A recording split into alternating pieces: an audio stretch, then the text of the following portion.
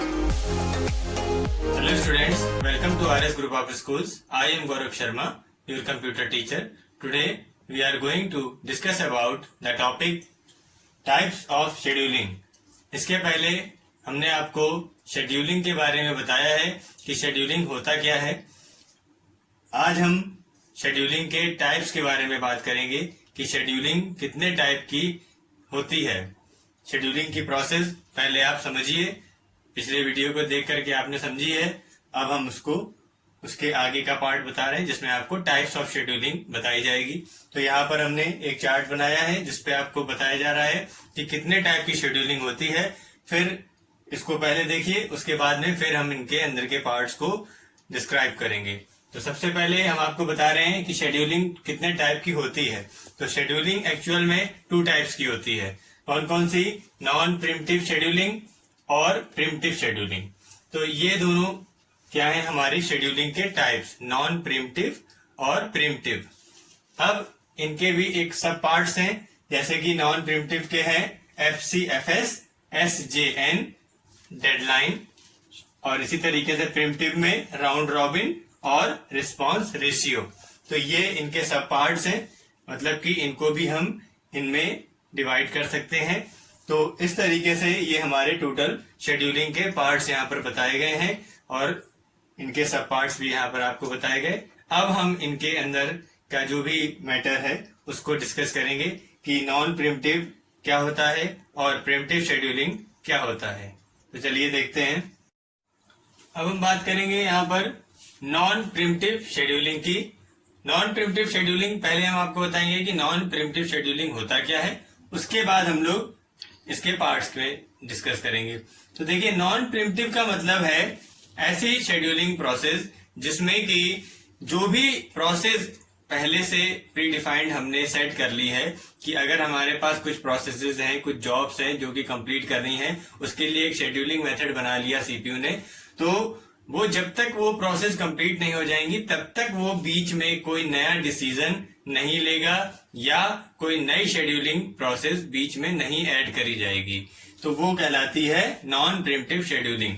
जब कोई शेड्यूलिंग हमारे सिस्टम पे अगर शेड्यूलिंग बना दी गई है, उस शेड्यूल पे कोई प्रोसेस एग्जीक्यूट कराई जा रही है, तो बीच में अगर नई प्रोसेसेस आती हैं तो उसमें कोई शेड्यूलिंग टेक्निक में कोई भी चेंज नहीं किया जाएगा और कोई न्यू शेड्यूलिंग वहां पर ऐड नहीं करी जाएगी। प्रोसेस जिस सिस्टम से चल रही हैं उसी हिसाब से वो चलेंगी। तो ये होता है हमारा नॉन प्रिमिटिव शेड्यूलिंग। इसके अंदर कुछ पार्ट्स हैं। इसका पहला पार्ट है FCFS शेड्यूलिंग। इसका मतलब होता है first come first serve scheduling, जिसको हम बोलते हैं पहले आओ पहले पाओ शेड्यूलिंग। ठीक है, पहले आओ पहले पाओ का मतलब क्या है? कहने का मतलब ये होता है कि जो भी जॉब या प्रोसेस हमारे सीपीयू को पहले रिक्वेस्ट करती है तो सीपीयू उसको एलोकेट कर दिया जाता है, अलॉट कर दिया जाता है। तो सीपीयू उसको अलॉट हो जाता है, तो जो उस जॉब को एग्जीक्यूट करने का काम जो उसकी प्रोसेस है वो स्टार्ट कर देता है। अब अगर बीच में कोई न्यू जॉब आती है तो वो उसको एंटरटेन नहीं करेगा, मीन्स उसको नहीं टेक करेगा, उसको नहीं लेगा, और जो जॉब जब तक कंप्लीट नहीं हो जाएगी तब तक वो उस जॉब को एग्जीक्यूट कराता रहेगा। तो ऐसे में क्या होता है कि ये बिल्कुल सिंपल शेड्यूलिंग के अंदर आता है। ये हमारी सबसे सिंपलेस्ट शेड्यूलिंग मेथड होता है। इसमें ज्यादा कोई माइंड नहीं लगाना पड़ता है। सिंपल तरीके से जो पहले प्रोसेस आती जाएगी जिस सीक्वेंस में, उसी सीक्वेंस से उसको एग्जीक्यूट कराया जाता है। तो ऐसा करने से क्या होता है कि इसका टर्न अराउंड टाइम जो होता है वो ज्यादा हो जाता है, साथ ही साथ वेटिंग टाइम भी इसमें ज्यादा रहता है।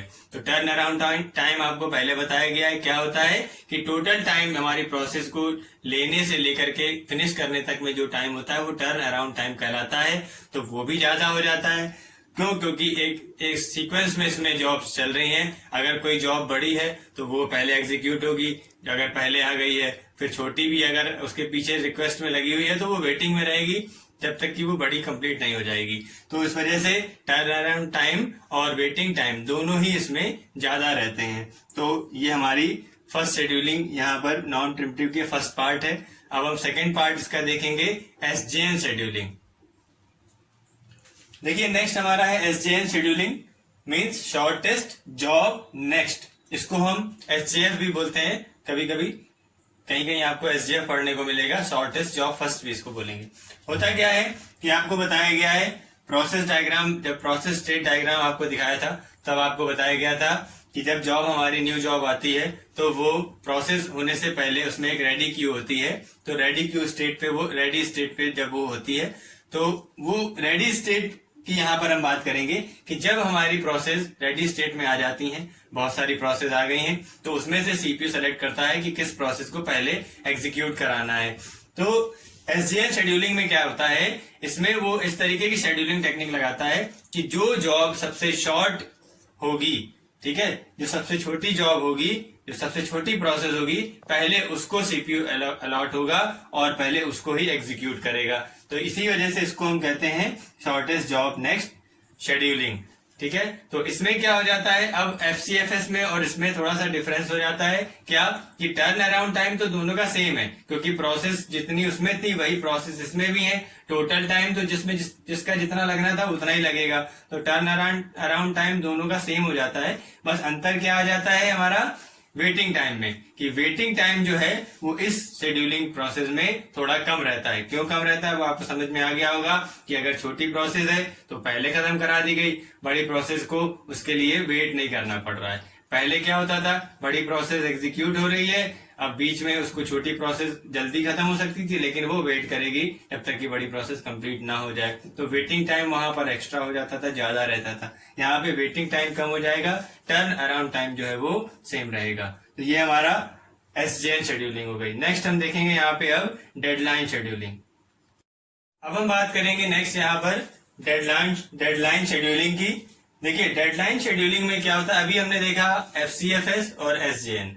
FCFS में जो पहले आया पहले उसको सीपीयू ने एलोकेट कर लिया, SJN में जो सबसे छोटी जॉब थी उसको पहले एलोकेट कर लिया। यहाँ पर क्या होगा, जिस भी जॉब का, जिस भी प्रोसेस की डेडलाइन सबसे कम होगी उस प्रोसेस को हम लोग एलोकेट करेंगे पहले सीपीयू में, ठीक है। अब डेडलाइन का मीनिंग देखिए क्या होता है।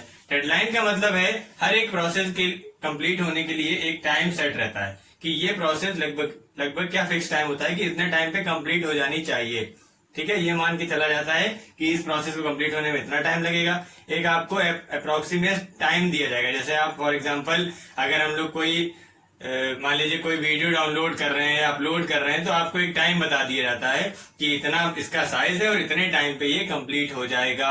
अब वो फिक्स नहीं होता है, कई बार आपने देखा होगा कि टाइम थोड़ा बढ़ भी जाता है, कभी थोड़ा सा कम भी हो जाता है। तो इसी तरीके से यहाँ पे भी शेड्यूलिंग के लिए डेडलाइन शेड्यूलिंग में क्या होता है, जिस प्रोसेस की डेडलाइन सबसे कम होगी उस प्रोसेस को सीपीयू में पहले एलोकेट करा जाएगा, ठीक है।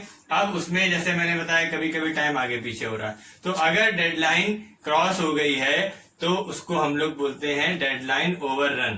तो अब डेडलाइन ओवररन अगर हो गई है तो वो कैसे फाइंड करेंगे, उसके लिए यहाँ पर एक फॉर्मूला दिया जाता है, ठीक है। K equals to C minus D, K equal to C minus D. तो इससे कैसे सॉल्व होगा, इससे आपको देखिए इसकी आपको बता रहे हैं कि कौन सी चीज क्या है।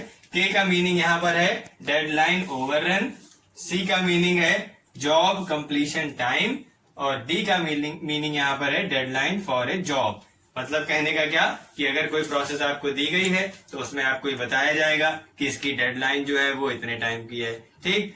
फिर डेडलाइन ओवररन का मीन्स क्या है कि कितना डेडलाइन से एक्स्ट्रा टाइम हो गया ये, और C का मतलब क्या है जॉब कंप्लीशन टाइम, कि जॉब को कंप्लीट होने में कितना टाइम लगा। सीधी सी बात है, इसमें कुछ भी कंफ्यूज होने की बात नहीं है कि जितना ज्यादा टाइम लगा है वो हमारा डेडलाइन ओवररन में आएगा। तो वो कैसे निकाला जाएगा कि टोटल टाइम जो लगा है उसको हम यहाँ पे लिख देंगे और कितना टाइम लगना चाहिए था उसको लिख देंगे, दोनों को आपस में माइनस करेंगे तो कितना एक्स्ट्रा लगा टाइम वो निकल के आ जाएगा। वही फॉर्मूला यहाँ पर लिखा हुआ है बिल्कुल सिंपल तरीके से। तो इससे क्या हम कैलकुलेट कर सकते हैं, डेडलाइन ओवररन टाइम को हम कैलकुलेट कर सकते हैं। तो ये प्रोसेस हमारी कहलाएगी डेडलाइन शेड्यूलिंग की। अब हम नेक्स्ट यहाँ पर देखेंगे कि प्रिमिटिव शेड्यूलिंग क्या होता है। अब हम बात करेंगे प्रिमिटिव शेड्यूलिंग की। देखिए प्रिमिटिव शेड्यूलिंग में क्या होता है, इसके पहले हमने नॉन प्रिमिटिव शेड्यूलिंग को डिस्कस किया है। उसमें हमने आपको बताया था कि कोई भी प्रोग्राम अगर एग्जीक्यूट हो रहा है तो वो पूरा एग्जीक्यूट जब तक नहीं हो जाएगा तब तक क्या होगा कि हम बीच में कोई भी शेड्यूलिंग डिसीजन नहीं ले सकते। लेकिन प्रिमिटिव शेड्यूलिंग में क्या होता है कि प्रोग्राम एग्जीक्यूट हो रहा है, रनिंग स्टेट में प्रोग्राम कोई प्रोसेस है और उस बीच में भी हम कोई नया शेड्यूलिंग डिसीजन ले सकते हैं। कोई अगर हाई प्रायोरिटी की जॉब आ जाती है तो उसको हम वहां पर शेड्यूल, जो हमारा सीपीयू है उसको हम वहां से, जो हमारा प्रिमिटिव शेड्यूलिंग होगी वो सीपीयू को वहां से रिलीज करा के उस प्रोसेस से, और जो नई प्रोसेस आ गई है उसको एलोकेट करा देगी, उसको अलॉट करा देगी। तो इससे होता क्या है कि जो उसका टर्न अराउंड टाइम है वो इम्प्रूव हो जाता है। तो टर्न अराउंड टाइम को इम्प्रूव करने के लिए ये प्रोसेस करी जाती है प्रिमिटिव शेड्यूलिंग की। ठीक है, तो ये इस तरीके से हमारे नॉन प्रिमिटिव से इस तरीके से डिफर होती है। अब हम बात करेंगे इसके पार्ट्स की। तो सबसे पहला पार्ट है हमारा राउंड रॉबिन शेड्यूलिंग। तो देखिए राउंड रॉबिन क्या होता है। राउंड रॉबिन शेड्यूलिंग में होता क्या है कि जब इसमें जो हमारी रेडी क्यू होती है उसमें सारी प्रोसेस एक साथ होती हैं, तो उन सभी को ये इक्वल अपॉर्चुनिटी दे देता है, इक्वल चांस देता है रन होने के लिए। ठीक है, तो जब तक सभी प्रोसेस को एक एक बार चांस दिया जाता है, तो जब तक कि सारी प्रोसेस का एक एक बार चांस कंप्लीट नहीं हो जाता तब तक किसी भी जो प्रोसेस एक बार चल चुकी है, एग्जीक्यूट हो चुकी है, उसको सेकेंड चांस नहीं दिया जाएगा। तो ये होता है हमारा राउंड रॉबिन शेड्यूलिंग में। तो जो रेडी क्यू होती है हमारी, जो रेडी स्टेट वाले क्यू होती है, उसको एक तरीके से हम लोग सर्कुलर क्यू भी बोलते हैं वहां पर इसके टर्म में। क्यों बोलते हैं? क्योंकि सारी चीजें एक एक बार करके रिपीट होती हैं, सारी प्रोसेस एग्जीक्यूट हो जाती हैं जब, तब किसी पर्टिकुलर प्रोसेस को सेकंड चांस दिया जाता है। नहीं तो जब तक सारी प्रोसेस एक बार में कंप्लीट नहीं हो जाती तब तक हम किसी भी प्रोसेस को सेकंड चांस नहीं देते। तो ये होता है हमारा राउंड रॉबिन शेड्यूलिंग। अब हम नेक्स्ट बात करेंगे यहाँ पर रिस्पॉन्स रेशियो शेड्यूलिंग की। रिस्पॉन्स रेशियो शेड्यूलिंग नेक्स्ट हमारा है रिस्पॉन्स रेशियो शेड्यूलिंग। तो देखिए होता क्या है इसमें कि रिस्पॉन्स रेशियो शेड्यूलिंग में जिस भी प्रोसेस का रिस्पॉन्स रेशियो ज्यादा होगा उसको हम पहले एग्जीक्यूट कराएंगे। ठीक है, ये इस शेड्यूलिंग का मेथड होता है। ठीक, अब रिस्पॉन्स रेशियो क्या चीज है?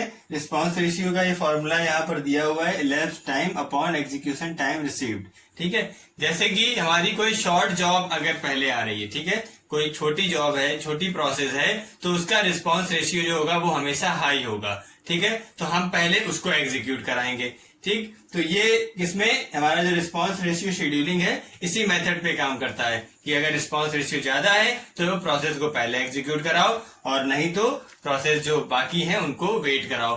अब होता क्या है कि अगर मान लीजिए कोई, जैसे मैंने बताया शॉर्ट जॉब है तो उसका रिस्पॉन्स रेशियो ज्यादा होगा। अगर कोई लॉन्गेस्ट जॉब है, बड़ी जॉब है, और उसको पहले एग्जीक्यूट कराने का प्रोसेस हो रहा है, तो वो उसके लिए एक पॉसिबिलिटी होती है कि अगर वो ज्यादा टाइम तक वेट कर रही है, अगर वेटिंग स्टेट का है उसका पर्टिकुलर टाइम दिया गया है, उतना उसने पूरा कर लिया है, तो उसको हम वहां पर एक प्रेफरेंस दे सकते हैं, एक चांस दे सकते हैं कि चलो ठीक है अब आप भी प्रोसेस कर सकते हैं। ठीक है, तो कहने का मतलब क्या कि हमेशा शॉर्टेस्ट जॉब को ही यहाँ पर जो होगी उसका रिस्पॉन्स रेशियो हाई होगा तो उसको पहले एग्जीक्यूट कराया जाएगा।